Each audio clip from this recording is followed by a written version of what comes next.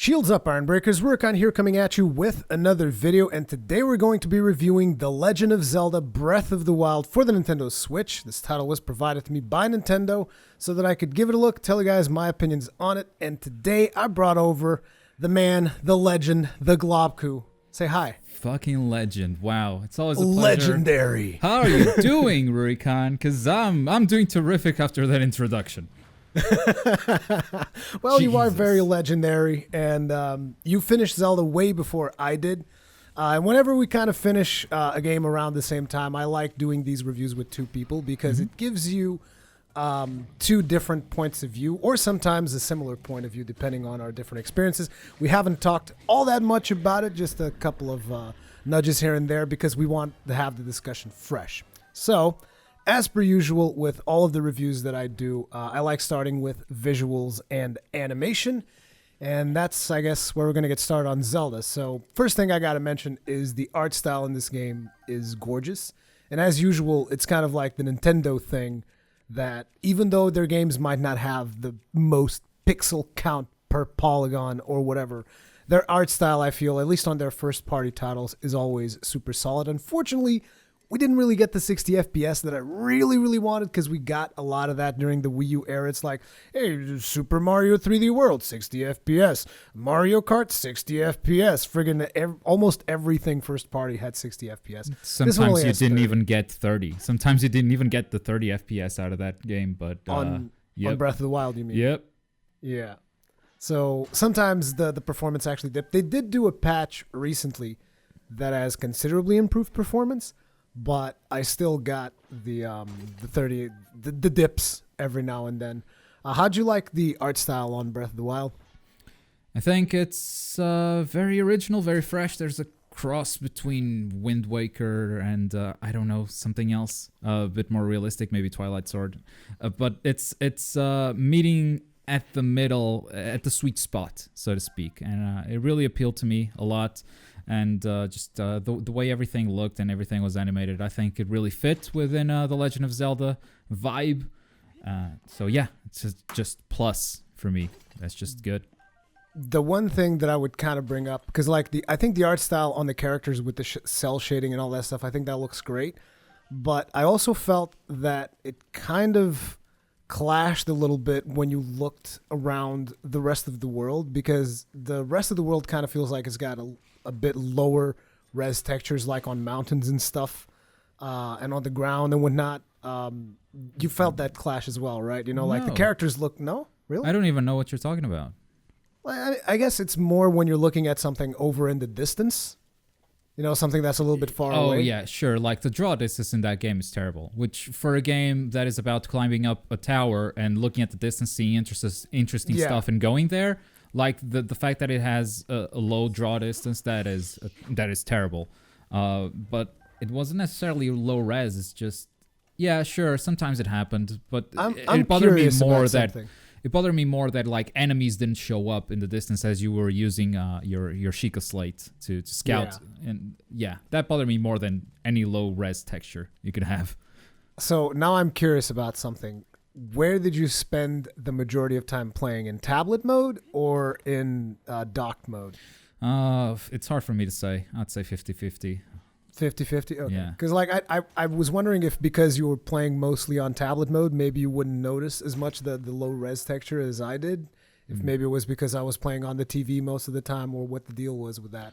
Well, you got a 4K TV now, and I bet the game looks worse on your TV than my monitor. Yeah. But it's like, the thing is, to me, I'd never really had a problem with the way it looks. I always thought, like, I don't care. The game's so much fun that I don't really mind that much how it looks. It's just kind of like, I always felt like there was a bit of a clash between how the characters looked, because they looked amazing, and how the rest of the world looks sometimes not as good as the characters. Again, I'm being very nitpicky here, because like, these are all very minor things that in the grand scheme of things probably don't even matter. But yeah, it would be the only little slight nudge that I would give it to visuals. Then in terms of animations, I felt the game animated great for most of it. I didn't see any issues with any kind of animations and stuff. I always thought that the combat animations were very satisfying, particularly the fact that I used two-handed weapons a lot of the time, because I thought you could usually trigger ragdoll on an enemy if you hit him twice with a heavy weapon. And I just love that. Just like triggering ragdoll and seeing them go like down a mountain or something, like just dragging their corpse or whenever you yourself get hit with something heavy and Link just like kind of like goes limp and he just like starts sliding down.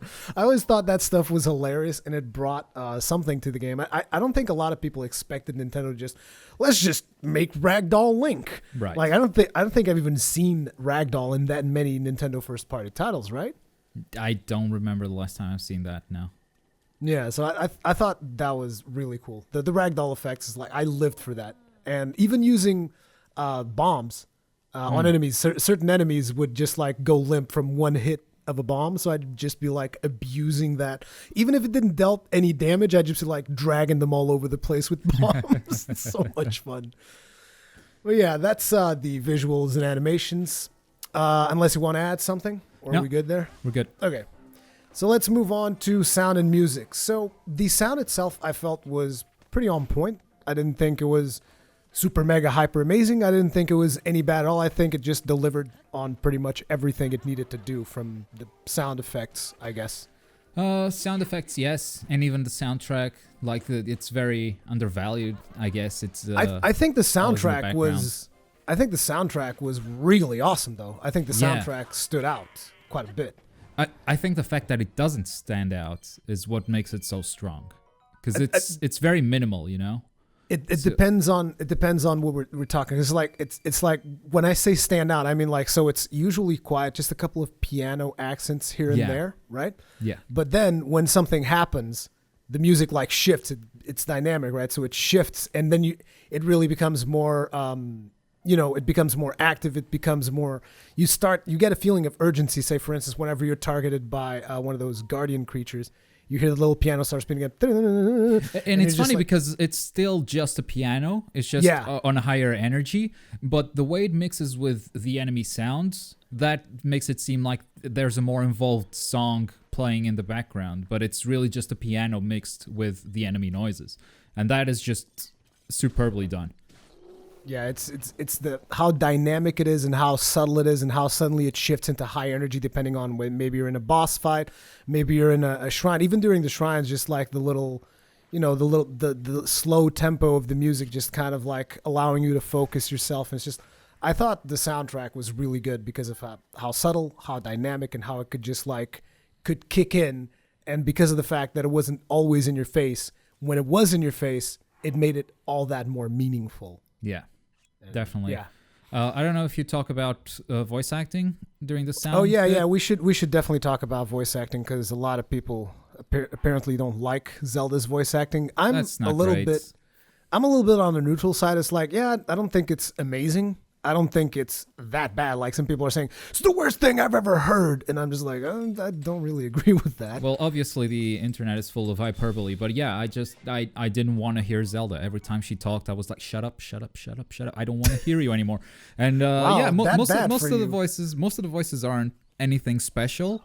So it's like the range of voices in The Legend of Zelda Breath of the Wild range from bad VO to mediocre VO.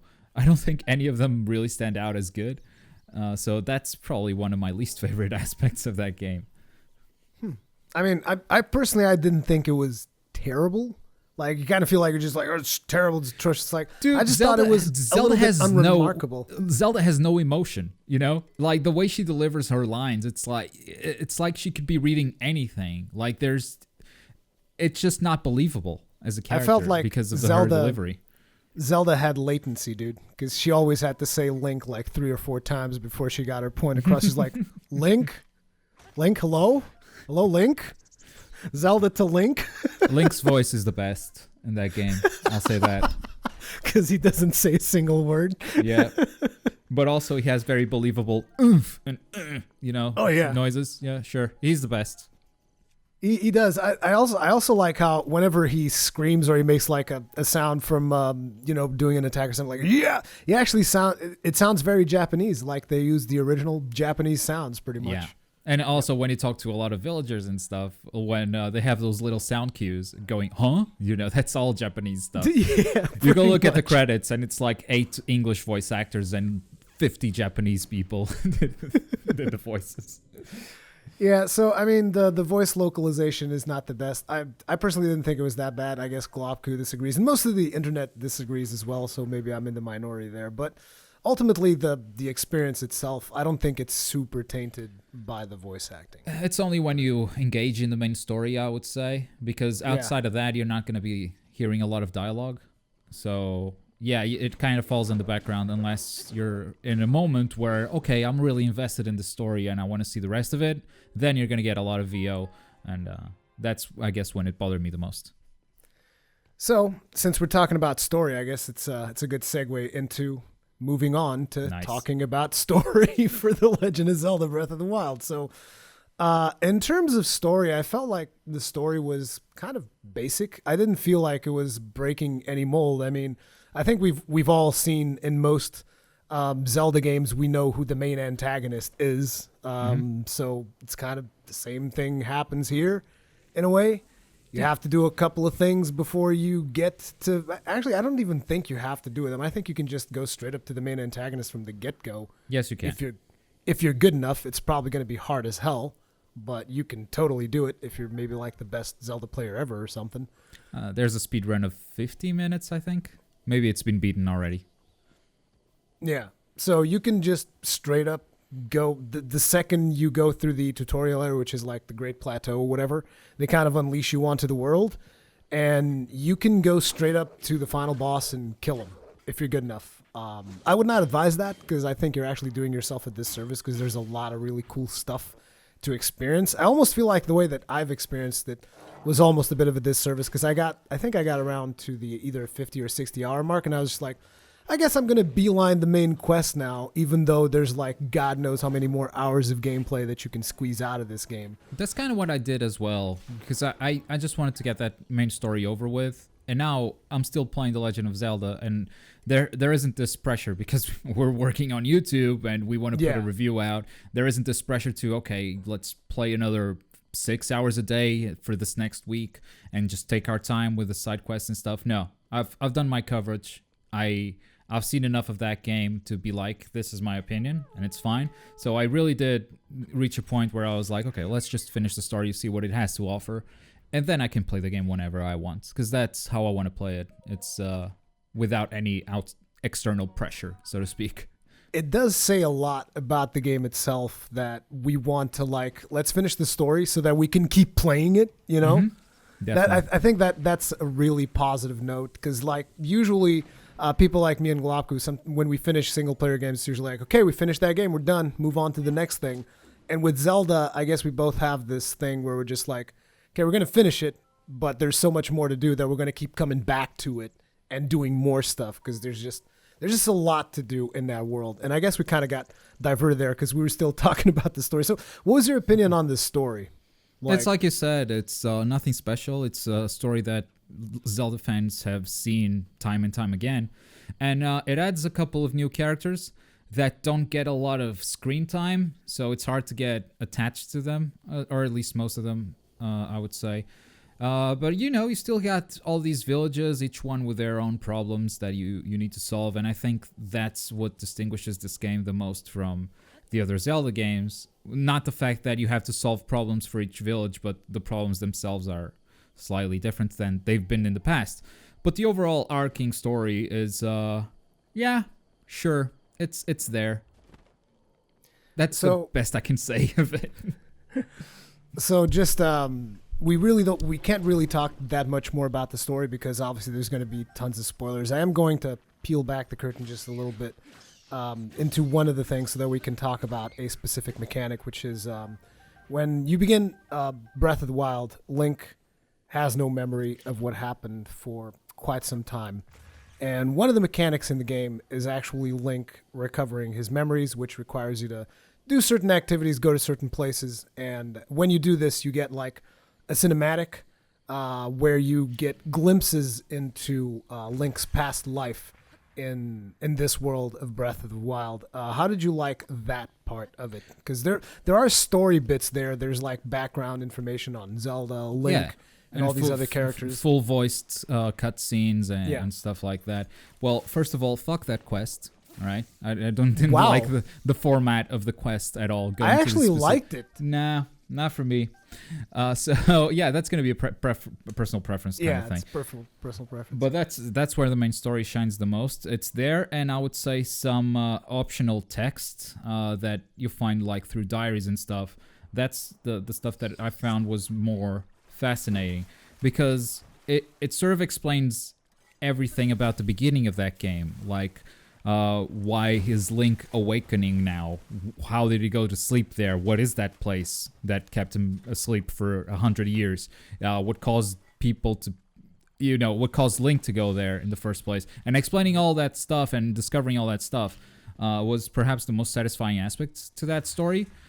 Not that the reasons are anything out of the ordinary, but I liked having those questions answered, I guess.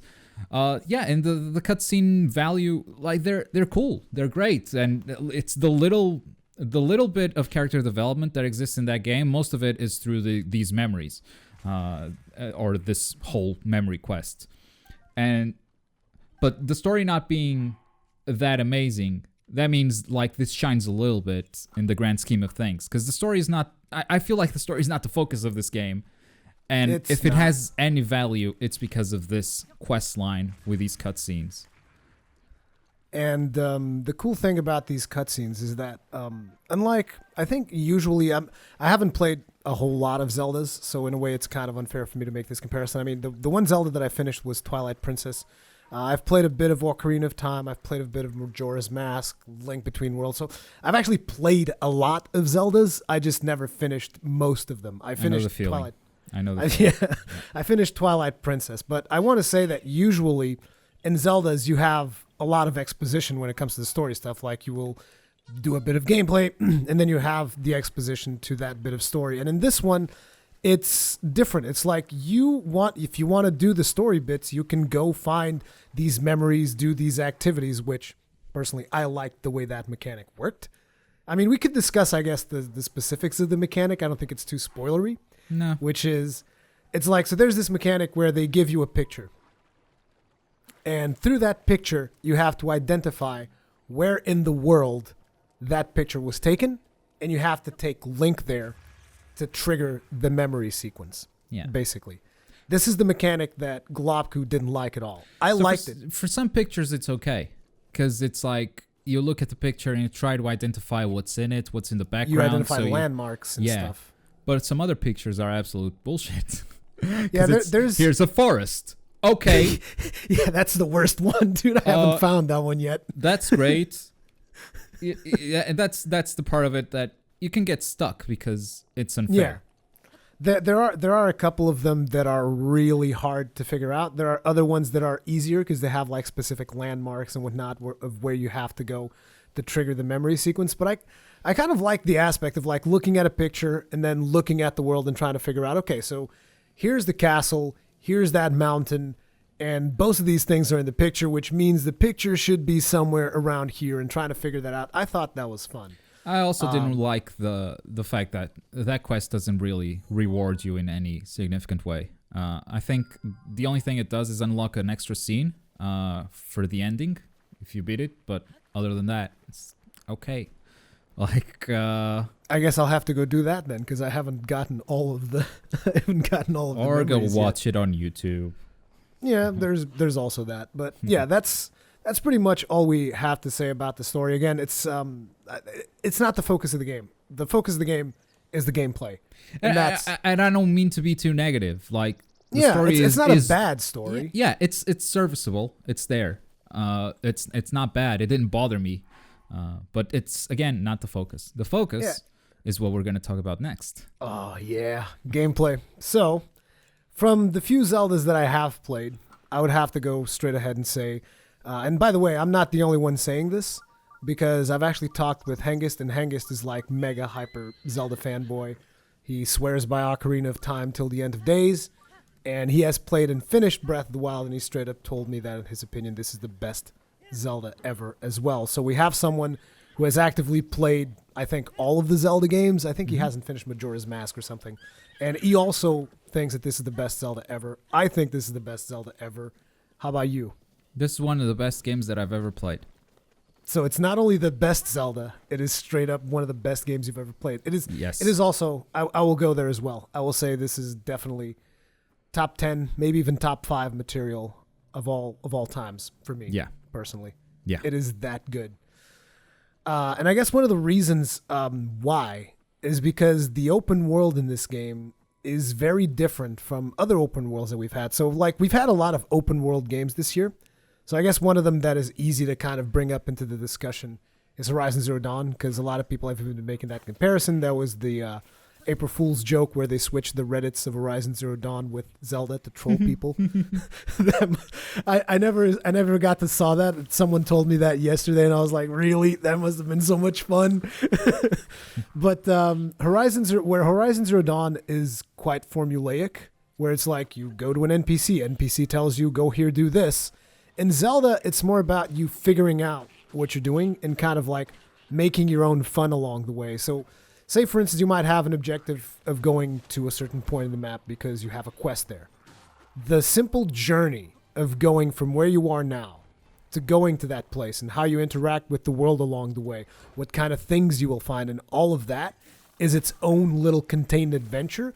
And the beautiful thing about it is that it's going to be different for every person that plays it. Because some people will be like, I want to take the high ground, go through the mountains. Other people are like, I want to check out that waterfall over there, so I'll go this way and figure out what happens there. And everybody's going to have like a different adventure just going from point A to point B. It's amazing how they deviate from the AAA industry that is more and more handholdy in a way, and how guideless they've made this open world game. Because it's not about going from this icon to the other icon on the minimap. It's about discovering the stuff in between the icons that don't even exist in this game. Yeah, they don't even like give you icons on a map, because like usually you have this mechanic where you climb towers, where you have this on Zelda as well. You climb a tower, reveals an area of the map, and in other open world games like say Assassin's Creed or Far Cry, whatever, you climb up to the tower. Once you do the tower thing, it's like, here are all the things you can do, and you do this in Zelda, and Zelda's like, here's what the map looks like. Have fun. and you yourself, while you're atop the tower, you have to pull out your Sheikah slate and actually look around and figure out, oh, there's a shrine over there. I can identify it because it's got like these markings on it. I'm going to place a pin on the map in that location, and I know that there's a shrine there that I'll want to go visit and do stuff on. Or there's something interesting I see off in the distance over there. I'll want to go there and check it out. And usually, I don't think there's been a single time that I've seen something in the distance that looked interesting. There's always a payoff for going to that location, because there's usually something that happens either along the way, when you get there. There's always something that happens, and I'm always positively surprised by the types of either puzzles that I encounter, the enemies I encounter, or just the mysteries that I unveil throughout the world. And what that makes is you see something in the distance that you think is interesting, and you going there is your own decision. Like at some point, I stopped chasing Bokoblin camps because I had done enough of them, and those chests used to have good rewards for the beginning, but then as I went on and upgraded my gear and had more and more stuff, I started noticing, okay, these chests are not that valuable anymore, but I'm only going to that place if I mark it on the map if I want to go there. So I would climb a tower towards the end game and be like, okay, that's the Bokoblin camp.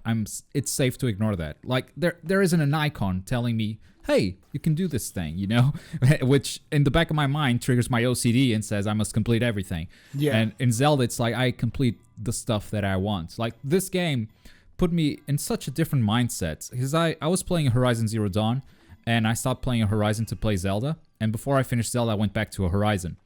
Going back to Horizon, I started noticing things in the open world that seemed interesting to me, that I wanted to explore. Just like, before I played Zelda, I would just follow the icons. And after playing Zelda, I would start actually looking at the world design and objects in the open world, only to realize that if I went to those interesting places, there was nothing there because there wasn't an icon in Horizon Zero Dawn. So it made me think differently about video games, and that's perhaps the thing that I appreciate the most. Like, it's opened my eyes to these worlds that developers create and not to just be following icons all the time. Because I think a part of your brain shuts off when there's an icon telling you go here, and you just kind of don't look around and explore as much if you have an objective icon on your minimap or on your HUD or whatever. And that's, I think, the lesson that The Legend of Zelda taught me that was most valuable to me, was just formatting my brain to look at this stuff differently. Yeah, I think it's like, it almost seems like we might be knocking on Horizon Zero Dawn. We're not saying Horizon Zero Dawn's a bad game, not by a stretch. I loved Horizon Zero Dawn's story is 1,000 times better than Zelda. There you go. Well, yeah. But it's like, I loved Horizon Zero Dawn, and we don't want to like start just bringing out comparisons, because then nobody wins when you start comparing stuff down that road. But it's like, the thing about it is, like we said, it's a little bit formulaic. It's a very different way of approaching things, where it's like, once you get icons on your minimap in an open world game, any open world game, basically it becomes kind of like a checklist. You know, it's like, okay, so I know I have this collectible over here, I have this activity over there, and this other thing. So you don't even look around to the world that these developers have spent so much time creating for this game. Whereas in Zelda, you never have that, because you always know that is like, at any point in time, you can be somewhere and you can be looking at something and be like, there's something weird going on over there. I should go check it out and see what that's about. You know, sometimes you'll be able to identify it because, like, it's a Bokoblin camp. Whatever, you can go there, you cannot go there. It's a decision that you make yourself. As a matter of fact, that is actually something that I also think is very positive, which is Zelda doesn't necessarily force you to do anything. Like we said, you can straight up go to the last boss fight as soon as you're out of the tutorial area, so to speak. You can just straight up go up against the final boss and kill him. You just have to be good enough. But if you don't want to do that, if you want to actually explore, do these shrines, do anything that you want to, the game just lets you do it, and it lets you do the things you want to do and not necessarily force you to do stuff that you don't want to do. Everything in Zelda, I would say, is almost optional to a certain point. Yeah. It's basically like, once you're done with the start of the game with the tutorial, which usually takes about 1 hour, depending on how long you stay there, everything else in the game is completely optional. You can engage with as much of the story as you want. You can do as many of the shrines as you want. You can do as many of the dungeons as you want. It's completely up to the player himself, which I think is just really cool. So the open world in Zelda is probably the best open world I've ever seen in a video game, straight up. It's hard to compare, for sure. There are obvious risks associated with this sort of lack of hand holding, because that also means that players can miss a lot of stuff that is potentially really cool. But the fact that it doesn't point you towards anything means that every discovery means so much more to the player. The feeling of discovery is that much more exciting whenever you see something and you figure out, because there was nothing pointing towards that. It was your decision that made you go, that thing looks weird, I'm going to investigate. And usually there's a good payoff for that. And not just that, but even like the actions and the way in which you can combine some of the different powers that you get at the start of the game, like the bombs and whatnot, the way that you can combine stuff. Because like even yesterday, I finished the game today, right? So yesterday I was playing and I found out this new mechanic that I wasn't even aware of, which is while you're gliding, you can drop bombs. So you can actually do airstrikes. And I was like, what? What the hell? I was not aware of this. So I was just like instantly going after monsters and just like, dropping bombs on top of them. That's so much fun. It's not just the discovery of the world itself, but the discovery of new mechanics is also incredibly satisfying, for sure. Yeah. Like I also knew that you could shield surf, and I couldn't figure that out. Eventually I ran into a tip in a loading screen that said, oh, this is how you shield surf. And I was like, oh, good, because I wanted to shield surf. I guess another important mechanic that it's interesting because we've been playing all this time of Zelda, and I didn't even put that mechanic on the notes that we had for this video, but it's a mechanic that a lot of players always bring up, which is the durability of weapons. Mm-hmm. I think it's kind of important to mention that, because there's all this concern from people that haven't played the game. They're like, weapon breaks. It's kind of sucks. And you know that I personally have a bit of an issue with games where weapons break, because it takes me out of the game, and it's usually frustrating for me because I want to pick up weapons and stuff, and I like keeping the weapons that I pick up. So the weapons breaking has always been something that I thought was really going to bother me, but turns out didn't bother me at all. Weapons breaking, not a problem at all. As a matter of fact, I think it was a much needed mechanic in the game to get you to experiment with different weapons. Because probably if weapons didn't break, I don't know if I would have ever tried the boomerang. Because I was like, dude, I don't want to try a boomerang. Looks like it's got no reach. Looks like a piece of crap weapon. It's one of my favorite weapons in the game because you can throw it and it comes back and you have to actively catch it. And there's all these really cool things you can do with boomerangs. But what do you think about the weapon durability? It did bother me, and I'm surprised to hear you say that. And I agree with you that if the weapons didn't break, maybe I wouldn't try out so many weapons. And I like that fact that I'm always having to try something else. But here's the thing: if that menu was slightly better, managing inventory wouldn't be such a chore. And so these are two different things. These are two different things, though. Yes, weapon durability and inventory management. But you only hoard weapons. But you only hoard weapons because they break, right? So it's all everything's interconnected, and I would expect the weapons to last a bit longer at least, because breaking 3 weapons during one encounter, like, that's not acceptable. Hey, I just got this sword. Here's a high level dude. Well, 3 slashes, it's gone. And I'm exaggerating to make a point, but I do think the weapon durability is a bit too low. And if the inventory management side of it wasn't as bad as it is, maybe it wouldn't bother me at all. But I do think it's a minus on the game. It's like, I always see those as two different things. So it's like how long a weapon lasts me is not a problem, because I basically found very early on in the game, I found this camp that had knight broadswords. This is just like a sword that does like 26 damage, which is pretty decent damage for a one-handed sword. So very early in the game, I found that camp, and there's a shrine right next to it. So basically, whenever there's a blood moon, I could go over to that camp and just straight up come out with 3 really powerful one-handed weapons for early game. So basically, whenever I had issues like, oh, I guess I'm out of weapons, I would go raid this camp, bring these weapons back, and I'd be just straight up good to go, which I didn't even have to go raid that camp that often. A lot of the times I would go there for other reasons, maybe collecting arrows or something like that. But the durability itself never really bothered me, because I always knew in the back of my mind, it's like, well, if I break something, I could just go get something else.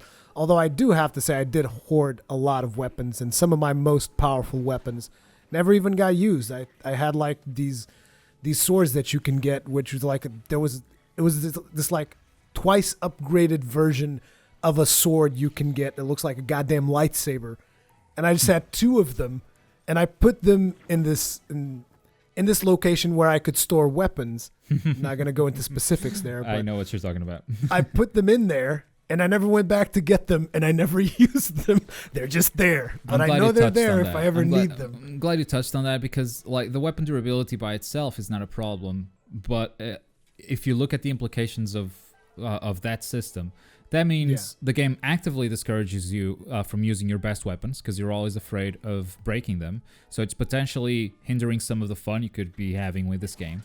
And also, open world combat, completely pointless, because you're going to be using your good weapons to kill your enemies, and they're going to drop shitty weapons for you. So you just engaging in open world combat is usually a bad idea, because the rewards on those chests, on those bokoblin camps, they're usually not worth it. They're not going to replace your weapon with a better one, and you're just wasting weapon durability on that stuff. So that's how I look at weapon durability, kind of ruining the game a little bit for me. And again, it's just a small nuisance in the big scale of this game, but it is definitely a minus on my book. Yeah, but later down the line, I started just kind of like using whatever. I'd be like, oh, this big ass weapon I have here, that's whatever. I'll just use that, because I just started finding so many good weapons that I was just like, oh, whatever. I'll break this weapon here. I'll break this weapon there. Sure, I still saved some of the really best stuff back in that place where you can store it, but it's like let's just say I don't have many regrets when it comes to that kind of stuff. And now that you beat the game, you're probably never going to use those weapons, because where are you going to use them, right? Like, if you didn't use them for the final dungeon, like, what are you going to do? There are those really tough enemies that I haven't fought a whole lot of them. You know the ones I'm talking about. Maybe I'll grab those and go beat up a couple of those guys, because, yeah. But Okay. the thing that bothered me the most about this whole weapon durability thing, and we've kind of brought it up, which was the inventory management, is that inventory management should have been done a lot better, in my opinion. So, like, say for instance, you have your weapon slots are all full. You have, because there will always be, because you're going to be hoarding weapons. Period. So your weapon slots are all full. You get to a chest. There's a new weapon there. You go to pick it up, and the game's like, your inventory's full. Chest closes down, and that just like completely takes me out of it. So in the case of melee weapons, it's not a huge problem because you can usually throw a melee weapon away. It's like one of the mechanics is you can just straight out throw your weapon against someone. So I just grab and I throw the weapon against the wall or something, make it go away and pick up the weapon on the chest. But say that chest has a bow. Now you're talking about actually going into your inventory menu, navigate between your materials, your food, your armor, all the way down to your bows, and then picking your weakest bow, selecting that, dropping it, and then opening the chest again to pick up the better version of the bow. Same thing with shields. Shields also, there's no way to throw a shield. So it's like, oh, there's a better shield in this chest. Open up your inventory. Go all the way back to your shields. After you get to your shields, drop the weakest shield on the ground and then pick up the shield on the chest. You know, I kind of felt like if I could at least, if I'm in a chest and I pick up an item that is clearly better than one of the items that I have equipped, even if it's not clearly better, the game should just give me an option like, would you like to replace this? Would you like to use this item to replace one of your existing items? Something like that. And then it would just like have its own menu, and I would just like, yeah, throw this thing away, replace it with that. Boom, done. That is like have a button in the quick fix. select, or just have a button in the quick select button like, to drop the weapon. Yeah. Yeah, just like a button, like when you're in quick select, just have me press B or something and drop an item to the ground so that I don't have to open my inventory. Because like whenever you open your inventory, good God, it's like so much stuff on there. I'm like massive hoarder. So just like materials, like all kinds of insects, everything is in my inventory, and I'm just like, whatever. They have to navigate all the way. So that is the part that bothered me about weapon durability. How fast they would break, I was like, it's whatever. I can just pick up something better. I don't really care that stuff. And did you engage with the documenting stuff with your Sheikah slate camera? Nope. I did. Engaged. Okay. I engaged specifically for one thing, which is near the end of the game, I needed to get some food, because at the start of the game I always had like 100 apples or something, so I just kept cooking apples and I didn't have that many hearts. So it's whatever, just like cook 4 apples together, you get some hearts back. It's all good. But near the end of the game I had like a lot of more hearts, so like gathering apples was not efficient. So I found these the fruits that when you cook them they will give you maximum hearts. Yeah. Because whenever you cook those, they always give you full health plus 1 maximum heart. Yeah. So I used the documenting stuff to track down a couple of those to make some food so that I would have. It's basically like a full health potion is what I was doing with those. But I was enjoying that. So you're like filling out your Sheikah Pokedex? Yeah, but hearing you talk about the dropping stuff on the ground from your inventory, like that was a lot of that game for documenting weapons and shields and stuff. Because you can equip that stuff and sort of take a selfie and nudge the camera in a way that kind of pictures the shield. But I would just kind of, from time to time, drop everything to the ground and take a picture of each one individually and pick everything up again. Oh my God. Yeah. That's like some Discovery Channel shit. You were just like straight up doing the Discovery Channel on Hyrule. You're like, and here we have a fine specimen of this insect, which I will now take a picture of. I do think there should have been a better system for all that stuff.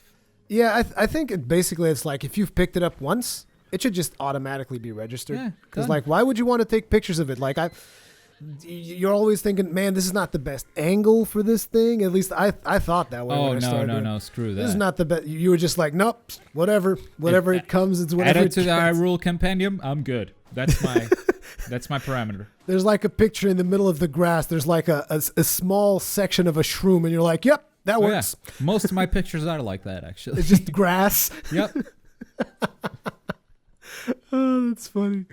But yeah, no, I didn't engage a whole lot with that stuff. I just, whenever I felt like I needed to track something down, then I would go and I would like take a picture of it and be like, hey, Sheikah, track this down. Tell me about it. Yeah. Did you use any of the Amiibos, by the way? I have Chibi Robo. That's the only I have, and yeah, So I used it twice, and it just gave gave me a you bunch food, of right? food. Yeah, so I thought this is pointless. So And there's other amiibos that do other things. Yeah. One of the amiibos I almost felt like it was cheating, which is if you get the Smash Bros. Link amiibo, he basically gives you Epona. oh yeah, So like from the start, you can just have this really powerful horse and just summon it. And I always thought, man, that's kind of cheap. So I never used that one. I mean, I used it to see what it would do. I never actually used Epona, the horse. that's fine. I like the horse taming stuff, so I probably wouldn't stick to Epona a whole lot. Yeah, dude, I found like this white horse with golden hair, and I called him Solaire, and it was beautiful. My And he horse had was max called stamina. Borak. Seems reasonable. Yep. But anyway, other amiibos did other things. I have a Sheik amiibo, and the Sheik amiibo actually gave you a treasure chest, which gave me sometimes a shield, other times a weapon. Nothing too powerful, but it would give me like stuff every now and then. Today I used it, and it gave me like 5 ice arrows. So it would give you a chest with things, as well as some food and stuff. But yeah, the amiibo stuff, I don't think it was super important. Like, I don't think people are missing out because they don't have amiibos, because I think that was a bit of a concern. But I don't think that is a problem at all. Not at all. So the other thing I'd like to bring up, because we're still talking about gameplay, there's so much to talk about, is that in this game, you can totally play 20 minutes or 5 hours, and I always feel like you achieve something. Like, the game, I feel, really respects the time you put into it. I mean, assuming you know what you're doing, because if you just decide, oh, I'm just going to go here, eat a bunch of food, kill a bunch of enemies, and not get anything for it, I mean, that's on you. But the game gives you plenty of things to do, whether you have 20 minutes to play or 5 hours to play. I always have trouble knowing when to stop, but that's on me. So it's easy to lose track of time when you're just like so immersed into that world. Definitely. But you agree with this, right? Like, you can have fun for 20 minutes and feel like you've still done something. Yeah, you can climb a tower, go like, okay, I'm going to go do those 2 shrines, and you do them, and you feel like, yeah, you've done something. It's just I see something else that I want to do, and I just keep going. But that's on me. That's my problem. But since you mentioned shrines, let's go ahead and get right into shrines, because we've been talking about shrines. We haven't even explained what shrines are. You want to get into that? So shrines are sort of mini puzzles that utilize your skills and sort of abilities in really creative ways. Sometimes it works as a tutorial to teach you about a new ability or a new way to use an ability, but then they get a bit more involved and have you figuring out puzzles. So you look at dungeons in The Legend of Zelda. These act sort of like mini dungeons in a way, where you solve 1 or 2 puzzles and you're done with that shrine. And then at the end, it gives you a reward, which is how you upgrade your stamina or health. Sometimes it's not puzzles, though. It's a combat shrine, and it's kind of a skill check in combat. It's like, can you defeat this guy? Yes? No? Okay. Come back later. And once you defeat him, exact same reward. Did you ever leave a combat shrine? Once. Ha! Weakling! I've never left a combat shrine. I would just like smash my face against it until I got it down and killed it. Never leave. Yeah. It was one of those things where, okay, I didn't expect this challenge right now, and I don't have time to play. I'll go do something else. I have the fast travel. I'll come back later. And once I came back, I defeated the guy. But yeah, the shrines I felt were really cool. It's kind of weird because it's such a disconnect, because like you have this big open world, and then all of a sudden you get into the shrine. It's just like this small, very contained puzzle section. But I thought most of them were fun, even the ones that involved motion controls, which a lot of people, I've heard them complain about. The motion controlled puzzles. I always thought it was funny when they had motion controlled puzzles, because usually you could basically cheat. Just like straight up, if you looked at the motion control puzzle properly, you would be able to like do something, which again, the game allows you to find your own solutions to a lot of these shrines. Like I remember I was in this shrine that's like, oh, you need to burn these things using the fire that the shrine gives you. And I'm like, dude, I got fire arrows. I don't care about what you got in this shrine. I'll burn everything to the ground. I don't need your mechanics. And that's funny because it allows you sometimes to ignore certain mechanics. The puzzle still has like a right way to be solved.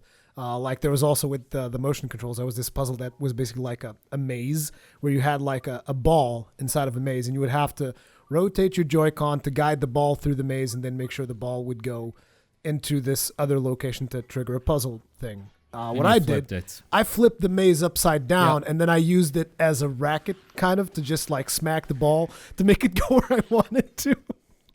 And I thought that was great. I was just like, this is so cool that you can just solve these in so many different ways. I was still not a fan of the motion stuff.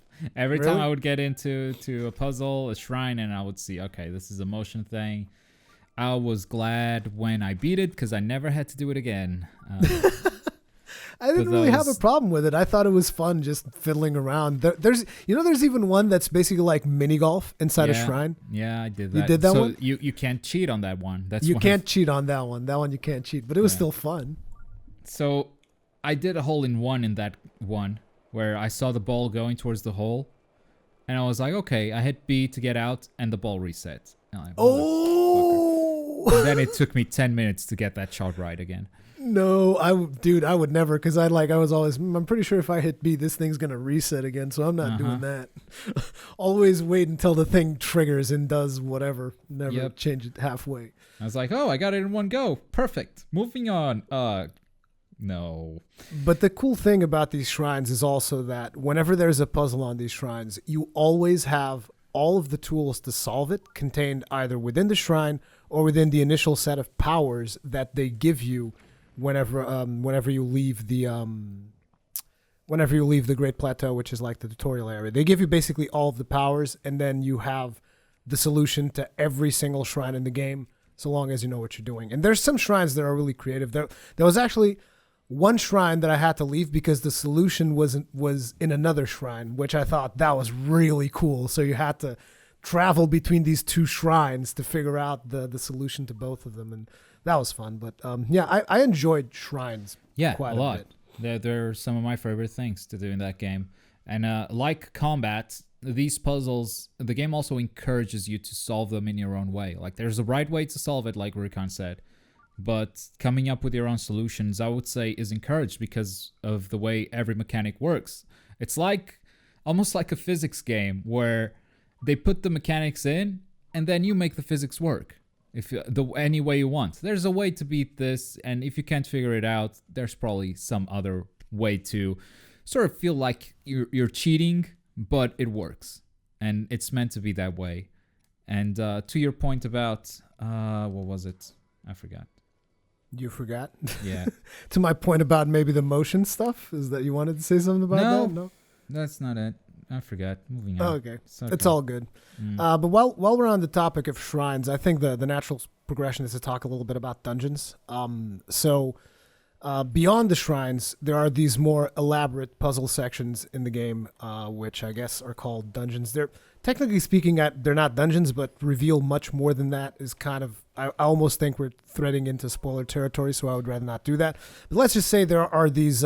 Let's just call them the shrine pluses, the big shrines or something like that. Oh, you can call them dungeons, but they're tied to the story, so we don't want to talk specifics. So let's just say that these dungeons that you encounter, there are a couple of those set piece dungeons throughout the game, and those are like an evolution of the shrines where you will have to solve multiple puzzles, and they're all kind of like connected within this one dungeon, and you have to manipulate the dungeon itself, which I always thought was really cool. You can manipulate it, move stuff around, and those were always incredibly satisfying. That was one of them that I thought was like definitely the hardest one of all. Like I took a long time figuring that one out. And usually at the end of these dungeons, you will have a boss fight, which we will get into as well. But what was your experience with the dungeons? Because I enjoyed them quite a bit. I thought they were a lot of fun. Yeah. The way in which you manipulated the environment around you and how you had to solve each puzzle using your powers and just stuff that was in the environment. But tell me about your experience. I like the scale of it, I think, is what I like about it the most. Because it's like you're solving all these different puzzles, and they are all interconnected in this huge space. And the space itself is malleable, depending on what you want to do with it. So I think the first dungeon the players will do and realize, I can use all of these mechanics together. I think that's going to be their strongest experience. going into the second dungeon, they know to expect that, and the experience isn't going to be as great. Yeah. But they were still really awesome. Like I said while I was playing this game, that all this exploration stuff that we talked about, the feeling of discovery, like that's all a bonus, because at its core, it's still a very good Zelda game with awesome dungeons. Like if you made this into a linear game, these dungeons would still be recognized as really awesome puzzles in this Zelda game, which is known for its dungeons. So in a way, I feel like this really huge bonus that is this open world is one of the strongest bits about the game. But I don't hear enough people talking about how good these dungeons are, because they're superb. The really dungeons are really, really amazing, and it's just like we can't reveal too much because of spoilers, but just like the stuff that you can see while you're inside the dungeon, and you can like look outside and see that the dungeon is actually in this place in the world and what is happening around you. I don't know, it always kind of blows me away just as I'm navigating the dungeon and looking all around me and all the things that I can see around the dungeon. I don't know, I just really like it. But anyway, at the end of these dungeons, there's always a boss fight. And I wanted to bring up boss fights specifically because I think we should talk a little bit about the difficulty in Zelda, because there is a bit of I guess it's hard when you're starting out and you still don't know all the mechanics of the combat and all that other stuff. Once you start figuring out stuff, difficulty becomes weird, because basically you can take a big hit so long as you have enough hearts to survive it. And even after you take that big hit, you're just like, well, I'm going to open up my menu, I'm going to eat, and I'm going to heal to full, and I'm right back at it. So you can make as many mistakes as food, which is basically infinite, the amount of food you can have in your backpack if you're patient enough. So you can make as many mistakes as the amount of food to heal yourself that you have in your backpack. So how do you feel about those? Because like I like the mechanics in the boss fights themselves, but they always felt somewhat trivial, because like, oh, this boss is going to kill me. Whatever. I'm just going to heal myself up to full and keep going. I still think the boss mechanics are more fun to engage than regular combat, because they have different phases, and their attacks, you can actually counter them in different ways. Again, the game encourages you to try out different game mechanics. And I was talking to Warrock about the first dungeon we did, and we used very different methods to defeat the boss. I didn't even know his method was possible. So yeah, I think it's another strong point. Like, these boss fights, they may not be challenging, because the beginning of the game is challenging because the game doesn't hold your hand or present you with a lot of its mechanics. So you kind of have to figure it out, and while you're figuring it out, you're dying. But then you figure out, oh, I can have all this food in my inventory, so I can have infinite health, basically. And the game checkpoints you very well, too. So it's not like it wants to punish you for dying. So I feel like that's not even an issue. Like, the boss fights are supposed to be fun, I think, overall. And difficulty is not the focus. And if you're coming to Zelda because of difficulty, maybe it's not really what it does best.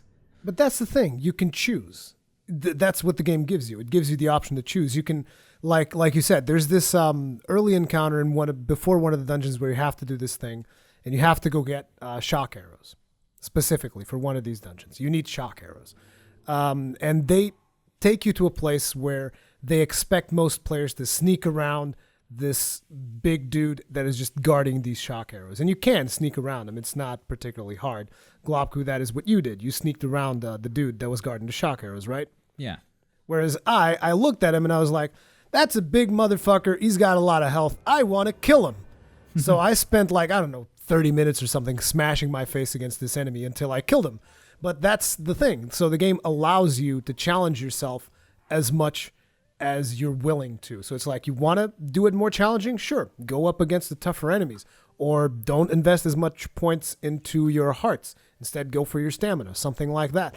And you can, choose different ways to tackle different challenges that the game presents to you. I just wish there was maybe a cooldown on food or something, because I always felt like, sure, I took a hit, I made a mistake, I kind of sucked back there, but I'm just going to hit start, eat, and keep going.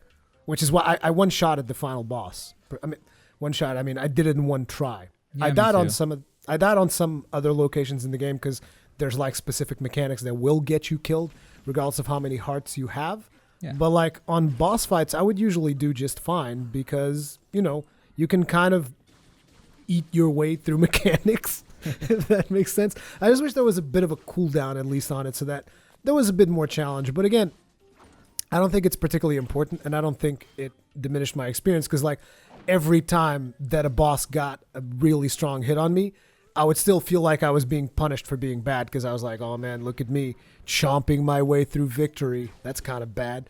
So it's like you can challenge yourself as much as you want. I just wish that the food had a cooldown because it feels so overpowered to basically like cook these fruits or these mushrooms that will give you full health and additional hearts and then just like go into a fight and start eating your way. But while we're talking about that, how'd you like the cooking? I like the experimental vibe that it has.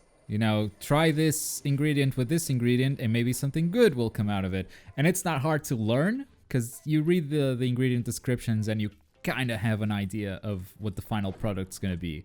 And if you try stuff out and it doesn't work out, you get some dubious food.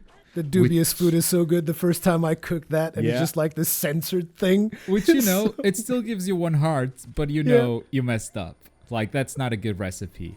But it's cool to see Link eat it too. You see the expression, doesn't go like... But he likes it at the end. He still goes, ah. I love that green sludge that I just ate. It's censored. It's too disgusting to even look at.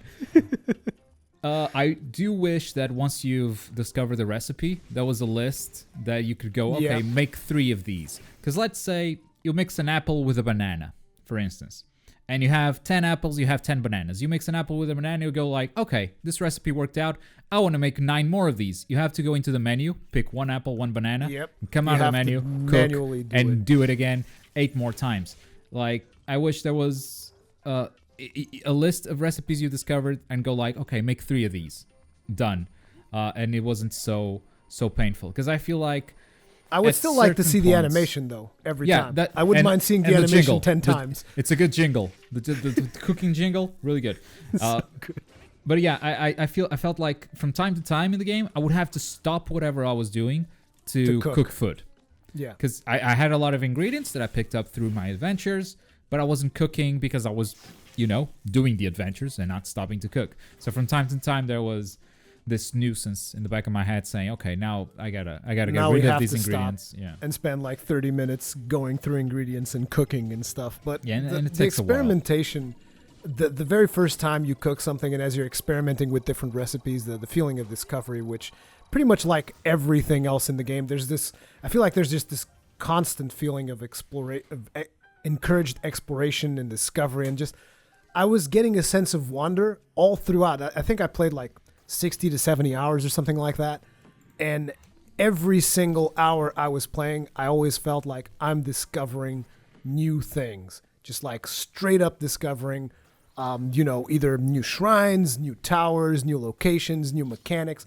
There's a constant sense of wonder. I haven't even done that secret island thing. Not sure if you did that. That's awesome. Yeah, I still have to do that. I haven't done that yet. So yeah, there's even like, I just got myself reminded of that. That's cool. How do you feel about the stamina system? Because that's the one thing that I'm sort of torn on. So I never had a problem with it because basically I realized you could cook food that would let you recover stamina. Yeah. So I basically just cooked a bunch of it. And whenever I was running out of stamina, I'm like, well, time to eat some shrooms. Boom, stamina's up. I don't care. I've never had, I've heard a lot of people complain about that as well, that the stamina bummed them out because they were trying to climb something, didn't have enough stamina and all that stuff. And I was like, I like that aspect of it. I like that the game doesn't prevent you from climbing stuff. Like most games, you need to find the handhold or it needs to be a climbable surface. And The Legend of Zelda lets you climb anything as long as you have enough stamina. So that's a reasonable limitation, I feel. And the fact that you can eat food to refill your stamina kind of gets rid of that if you put in the time to cook that food. So I think that's okay. My problem with stamina is perhaps there are one too many systems where it's used. Like, did it need to be used for sprinting? Did it need to use so much stamina for sprinting? Because like your stamina just goes. For Get a horse. for gliding maybe, and it's used for swimming. And I understand why some limitations are in place, but I don't think everything needed to use stamina. And when we talk about climbing is fine, but how much better would that game be if the climbing speed was like 3 times faster from the get-go? Because there's stuff to increase your climbing speed in the game, but what if it was just faster? Because it's a bit too slow, and you spend a lot of that game climbing, and it gets a little bit old, I guess, at some point. Yeah, And also, I've heard that complaint from a lot of people. It's not something that personally bothered me that much, because I was just always like so impressed at the fact I can climb anything. Unless it's raining. And now it's like, and now it's almost like I can climb anything, and all of a sudden our problem is like, but it's so slow. I guess I never got to that part because I was just like, dude, I was just always so happy that it's like, oh, I want to climb this. I guess I'll climb this. Yeah. So that always kept me going. I love it. I love that it's not restrictive in that way. Did it need to punish you when it's raining? Maybe not. That's also annoying. Like, you're halfway through climbing this mountain, and now I guess I either go do something else and give up on climbing this mountain, which I've already climbed halfway, or I'm gonna have to wait 30 minutes for the rain to stop. Yeah, the rain is a bit of a problem there. I've actually ran into a couple of situations where I was live streaming and I was like, I'm gonna climb this mountain, and then suddenly it starts raining, and I'm thinking to myself, so what do I do now? Do I stay here for 30 minutes on a live stream not doing anything? Because I know if I was alone, I know what I would do. I would leave the game running. I would go do something else, come back when it was not raining, and then keep climbing. But in the live stream, you don't really have that option, so I would have to go do something else. Well, you do. But it's just a different type of channel at that point. Yeah, exactly. But it's just one of those things that I feel like that mechanic had to be there, because otherwise there's no limitation to how much you can climb. And the fact that it's like that, there's also certain areas that gate the way you go through an area and don't allow you to bypass certain things because it's raining. You probably know which one I'm talking about. Yes. Yeah. So it's also used as a gating mechanic, at least on one section of the game that I can remind myself of. But yeah. I'm still not a fan. I understand why some of that stuff is there. I still just wish it wasn't. Because it's not a real limitation, right? All you have to do is wait. And then the rain is gone, and then you can do it. It's just delaying your progress at that point. But it adds a bit of randomness to it, It's not like just, I want to do all of the things. It's like you have to interact with the world, and the world interacts with you in different ways. Because just like the rain, there's also then the mechanic of thunderstorms. I love those. I was about to say, there's enough randomness in that game. It didn't need to affect my climbing. But again, that's another small problem. And I guess this game is full of small problems that on the grand scale don't mean much to us. Yeah, I think most of the stuff that we've talked about, now going into a more overall aspect of the game, most of the stuff we talked about, I think most of the problems is just like very minor things. I don't think there is a major problem that I would say, playing Zelda's like, this thing is a major problem. It really bothers me. I think if I had to name the biggest thing, it's probably inventory management. Inventory, yep. Yeah. So there you go. It's like the biggest thing that bothered us the most is inventory management. That could have been done a little bit better. But other than that, all of the other stuff that we've been criticizing just for the purpose of this review, it's mostly things that in the grand scheme of things don't really mean much. Yeah, I think this is definitely a must play, and when we criticize, it's mostly as word of warning for potential buyers. This game does this stuff wrong despite being absolutely amazing. It's like, basically, to me, if you have either a Wii U or you're planning on buying a Switch, you have to get this game. It's that simple. So it's like, if you have a Wii U and you don't want to buy a Switch, get it on the Wii U. It's an amazing game.